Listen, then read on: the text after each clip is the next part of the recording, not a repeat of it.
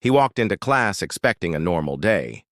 But someone was already in his seat, a stranger who didn't belong there. An older man, leaning back like he owned the room, was looking straight at him with a smirk. When asked to move, he didn't. Just refuse. He made it clear why. His words cut through the air, dripping with something everyone in the room could feel, but no one wanted to name. Phones came out. The tension climbed. And in the next few minutes, this classroom would become the center of a storm that the whole country would see. What happened next wasn't just a lesson in racism. It was a lesson in what happens when the world is watching. Marcus was the kind of student that teachers bragged about. Quiet, focused, and determined, he had a perfect attendance record and was on track for a scholarship. Every morning, he arrived early to class, sat at the same desk by the window, and opened his notebook before the first bell. That day started no differently. Until it did. As he entered the room, he froze. His seat was taken. The man in it was older, maybe in his late 40s, dressed in a faded jacket, sitting like he owned the place. Marcus assumed he was a visitor, maybe even a parent, but there was no sign of a meeting or event. He approached politely. "Excuse me, that's my seat." The man glanced up with a smirk. "Not today." His voice was low, deliberate. Marcus thought he had misheard. "Sorry, but—" The man leaned forward. "I'm taking it back." The words made no sense, but something in his tone made Marcus's stomach tighten.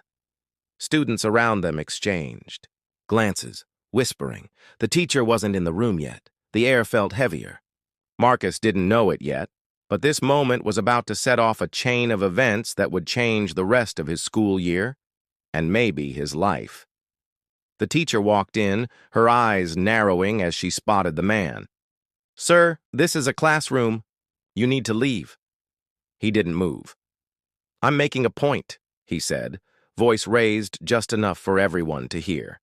Marcus stayed standing, clutching his notebook, his heart pounding. The man's eyes darted to him. "You think you deserve that seat? You think you earned it?" The teacher's voice sharpened. "Enough. Either you leave or I call security." A smirk spread across his face. "Call them. I know my rights." Phones were already recording. A few students whispered, "What's going on?" But no one dared step in. Marcus's hands trembled. This wasn't just about a chair anymore. The man leaned back, spreading his arms across the desk like a claim marker. "People like me built this place. People like him just get handed things." Gasps. The words hit Marcus like a slap. Memories of overheard comments in the hallway, sideways looks in the cafeteria came flooding back. The teacher reached for her phone. "Security now." When they arrived, Marcus expected the man to be removed immediately. But instead, the guard walked over to him. "What's the problem here?" the guard asked Marcus. "The problem?" Marcus's voice cracked. "He's in my seat." The man interrupted. "I'm just sitting. He's making it about race." The room buzzed with disbelief. Students whispered, some shaking their heads, while others raised their phones higher. Marcus felt anger boiling inside. It wasn't just the words. It was the ease with which the man dismissed it all, turning the story against him. Marcus took a deep breath, his hands still shaking, and turned toward the cameras.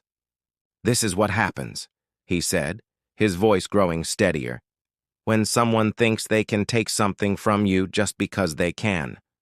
And the worst part? You question me first." The teacher stepped beside him. "He's telling the truth. This man has no right to be here." The guard hesitated, eyes flicking toward the phones now live streaming. The man's smirk faltered. "This is ridiculous." Marcus didn't move. "No. This is reality. My reality. And it's all being recorded." The students' voices rose in agreement.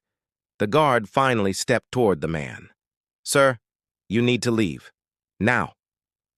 The man's eyes darted to the phones, realizing that whatever happened here wouldn't stay in this room. His voice cracked for the first time. "Fine, but this isn't over." Security escorted him out, the door clicking shut behind them. The room was silent except for the hum of phones buzzing with notifications. The video was already online and spreading. Marcus sat down, the desk feeling heavier than ever. The teacher gave him a nod, but the moment was far from over. By that evening, the clip had millions of views. Hashtags trended. People shared their own stories, stories that sounded painfully familiar. The school released a statement condemning the incident and promising change. But Marcus knew that change didn't come from statements. It came from moments like this, when silence broke, when truth was caught on camera, when people refused to look away. For the rest of the year, Marcus noticed that more people were speaking up in class, challenging unfair comments and refusing to let things slide.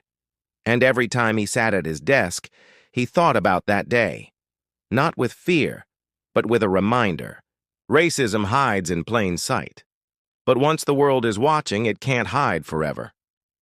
If this happened in your school, Marcus thought, would you have stayed silent? Or would you have spoken up? Subscribe to the channel for more.